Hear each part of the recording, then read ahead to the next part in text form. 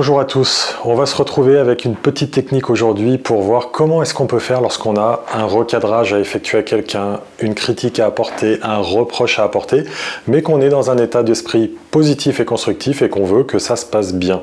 La plupart du temps, lorsqu'on a un reproche à faire à quelqu'un, cette personne le prend vite à titre personnel et au final ça peut altérer la qualité de la relation. Et ce que je voudrais partager avec vous aujourd'hui, c'est tout simplement la méthode DESC. DESC comme l'acronyme DESC, qui nous permet en 4 étapes distinctes et consécutives l'une de l'autre d'utiliser les bons termes pour que la personne prenne en compte notre propos et progresse derrière sans se braquer tout autant. Alors le D correspond à la première séquence qui consiste à décrire les faits. Je décris les faits souvent sur la base de « je t'avais demandé de faire ceci et tu as fait cela ». Il ne s'agira pas d'exprimer des opinions sur le registre je pense que tu as fait ça, mon impression c'est que tu as fait ça. Il semble que, on va être très précis et exposer un fait.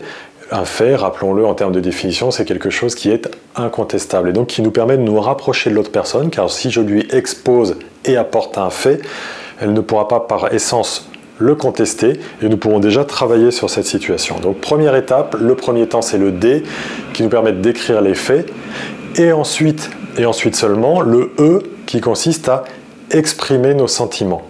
Exprimer nos sentiments, c'est quelque chose d'important. On ne le fait pas assez dans la communication entre les individus, la plupart du temps parce qu'on pense que ça peut apparaître comme étant quelque chose de l'ordre de la faiblesse, alors qu'en fait, pas du tout. Exprimer nos sentiments, c'est, voilà, je reprends mon D, tu as fait ceci alors que je t'avais demandé cela, le E arrive, et je tiens à te dire que moi, ça me met en colère. Il y a plusieurs façons d'exprimer la colère. Je peux prendre une chaise et la jeter contre un mur. C'est une forme d'expression de la colère, socialement peu acceptable, mais c'est une façon de l'exprimer. Et une autre façon est de dire « et ça me met en colère » ou bien, en fonction de l'émotion ressentie, « et ça m'attriste », « et ça me frustre », « et ça me déçoit ». C'est important de l'exprimer parce que ça permet à l'autre de comprendre que ces agissements ont un impact sur nous et que du coup, cela nous humanise en même temps. Et c'est important que ce « e », la notion d'exprimer ses sentiments apparaisse bien en deuxième temps après l'exposé des faits. La plupart d'entre nous, lorsqu'on est agacé, énervé, en colère, on va trouver l'interlocuteur et tout de suite on commence par lui exprimer ce qu'on ressent.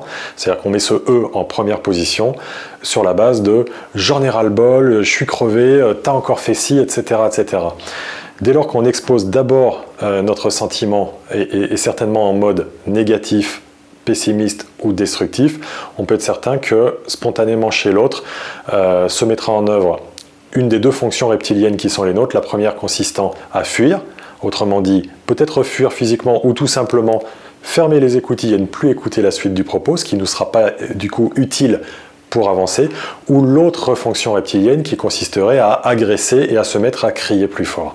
D'où l'intérêt de n'exprimer ses sentiments qu'en seconde position après avoir exposé les faits. Troisième temps, le temps du S, le S correspondant à suggérer des solutions. L'idée, c'est rapidement de montrer à notre interlocuteur qu'en effet, nous ne sommes pas d'accord ou pas satisfaits de ce qui a été fait, mais que la seule chose qui nous anime, c'est d'essayer de travailler ensemble à la remédiation, à l'amélioration de cette situation pour qu'au final, on s'en sorte positivement. Et puis, le dernier temps, qui est aussi très difficile à apporter, qui correspond à la lettre C, qui est celui de conclure positivement. Alors souvent on me dit ah oui mais le C, conclure positivement, c'est quelque chose de très difficile parce que justement si j'ai un reproche à faire, j'ai pas envie d'être positif. Or, la conclusion positive c'est important. La conclusion, on l'a appris depuis qu'on était sur les bancs de l'école, c'est quelque chose qu'il faut apprécier, finaliser proprement, duquel il faut donner beaucoup de sens, puisque lorsque nous récitions un écrit, une composition écrite, une rédaction, on se disait que c'était la dernière chose avec laquelle le professeur ou l'évaluateur allait repartir au moment de mettre sa note.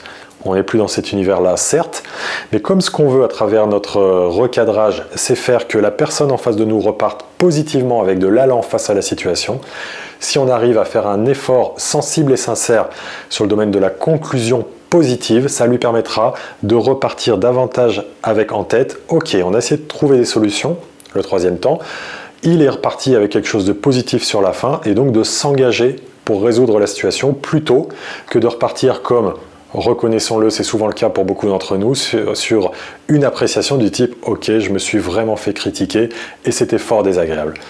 DESC, 4 étapes, très simples, faciles à mettre en œuvre.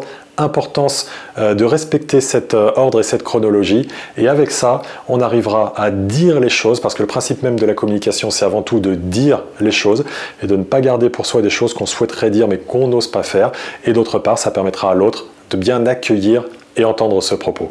Merci de votre écoute.